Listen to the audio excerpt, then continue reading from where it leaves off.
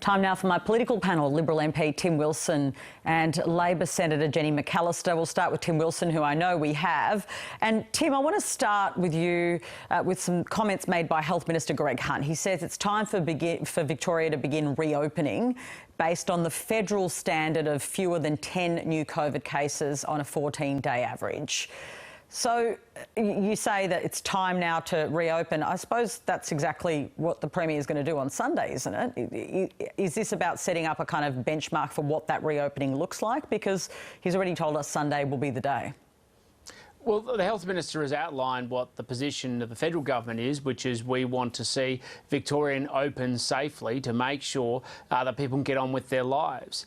The reality is, PK, that the Victorian lockdown has become degrading and dehumanising for Victorians. Victorians are now being humiliated by their own state government to the nation.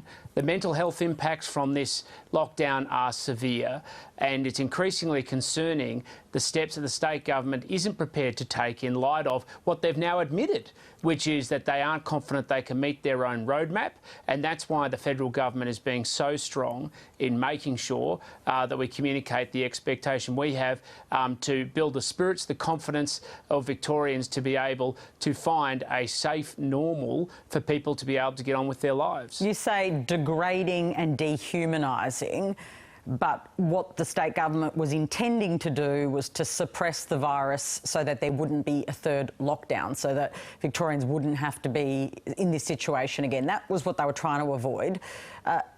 Well, then, we need to be clear about this. That is a choice of the state government about their approach. In Victoria, the approach of the state government has been to lock people down and lock communities down and lock businesses down, and for them then to decide what they're going to permit and what they're going to open. Other states have taken different approaches. They've taken an approach assuming that people should be free and then they should target their measures specifically to what is necessary to preserve and protect public health. So when he says that, when the Premier says that, he's making a choice about what he wants to do, and the reality is lockdowns are degrading, they are dehumanising, but I have to get in over a here. long period of time, and it's very serious. So New South Wales, you're right, has taken a different approach. Isn't it because the contact tracing has clearly been more effective in New South Wales? Now, you can blame the government and the infrastructure in Victoria that's led to that mistake, but clearly, if you're not confident enough in your contact tracing, you couldn't have gone over these last couple of months or weeks the same way New South Wales had, could you?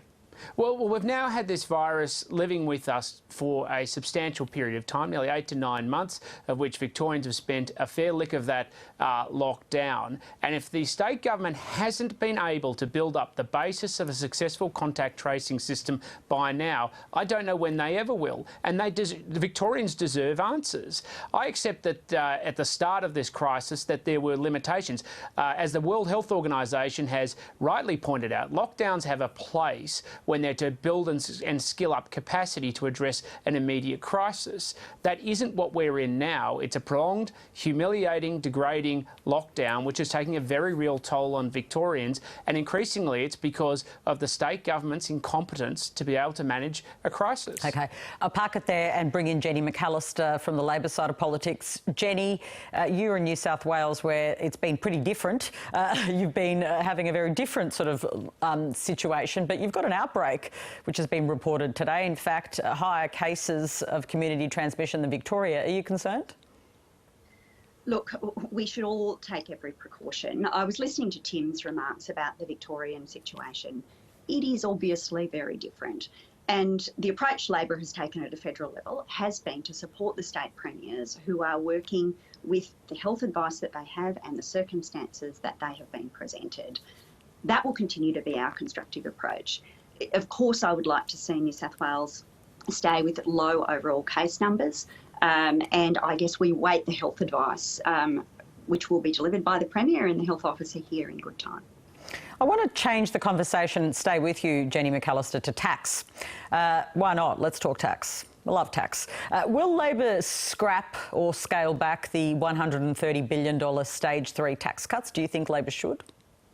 Look, we've always been critical of this part of the government's package. In the Treasurer's own words, they don't deliver bang for buck. And it was on that basis that we sought to have the two parts of that bill separated when it was before the Parliament last year. Our approach to tax overall will be determined prior to the next election, but I'd make this point. These tax cuts don't come into place until 2024-25. The economy right now is in a very deep recession, the worst in nearly 100 years. We don't know anything. We really can't project what the economy will be like in 24-25, and our approach will take account of that uncertainty. We thought that the government ought to be a little more cautious in their projections, actually, when they brought this package forward, and that was a point we made at the time. Tim Wilson, given how much the economy's changed, how much the world has changed since you legislated those tax cuts, aren't there question marks now about whether they're really affordable? No, not at all, because the pathway out of this crisis and the economic crisis that's unfolding as a consequence of the COVID recession will be to make sure that Australians can stand on their own 2 feet, that they can create businesses and make them successful, to employ more people, to make sure that we have a successful country, a foundation of a successful country.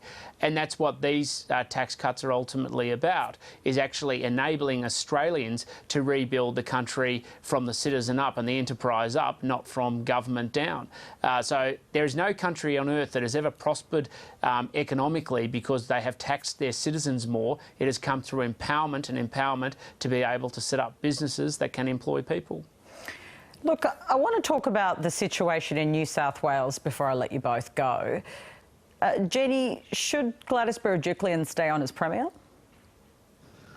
Well, the information that has come out today in ICAC is dizzying, and there, I think, is a long way to run in this.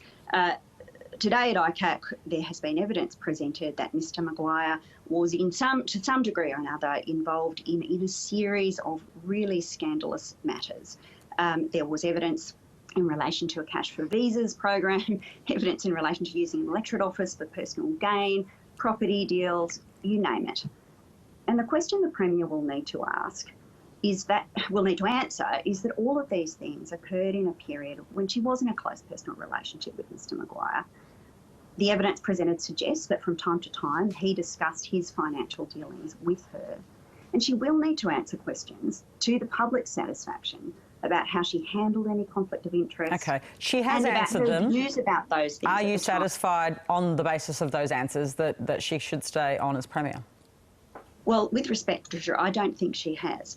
A whole new array of evidence was presented today. Who knows what will be presented tomorrow? And the Premier is going to have to continue to answer questions about what she knew about those matters. But you're not calling for her to immediately resign like your state Labor colleagues? Look, it's a tough environment in New South Wales politics, and I'll leave those calls to my colleagues. But your view is that there's no case for her to immediately resign right now?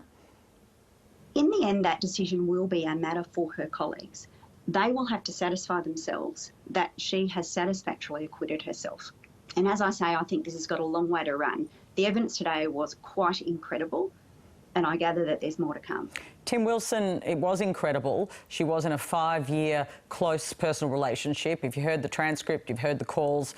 He was very happy to kind of share those deals with her and share that information. Is that really appropriate? I mean, to be using power like that, like he did, and for her not to disclose that? Well, of course it's not appropriate for him to exercise the power he has. Sure, but she was in the relationship too. It was a power relationship. Yeah, I do understand that, but I just don't accept that this automatic transfer of responsibility between the two. I think Gladys Berejiklian should remain Premier. She is the best Premier in the country. She has done an outstanding job throughout this entire year and before then. And frankly, I actually think the way that ICAC has gone about this investigation is disgraceful. It seems clear to me that by pursuing this matter through a public hearing rather than a private one, its outcome has been to humiliate somebody's private life, humiliate somebody on the basis of their private life. I'm not arguing the issues shouldn't be explored. They should be. But I really question the integrity and the basis in which ICAC has pursued this matter. On what basis? basis? I mean, he's revealed today that this is exactly what he was doing. He's actually said it. He's admitted some of this stuff no, today. I'm not talking about him. I'm talking about the context with the Premier. But it's about power. It's about how he tried to use power. If he was in a relationship with the Premier, how can that not be the subject of the questions? I have never said that it shouldn't be the subject of questions. I completely agree there should be, but whether it's dealt with publicly or privately, it seems to me the objective and the way it was done in doing it through a public hearing was designed to humiliate the Premier rather than to get to the bottom of the issue, and I think it's disgraceful. You think it was honestly the design was to humiliate the Premier? Well, I just think the way it was conducted is actually disgraceful. And whereas I do believe that the subject matter is legitimate, but talking about people's private relationships when something hasn't been substantiated, I think is very disappointing. I suppose at the centre of the private relationship was a potential abuse of power, but we're going to have to park it there. Thank you so much to both of you.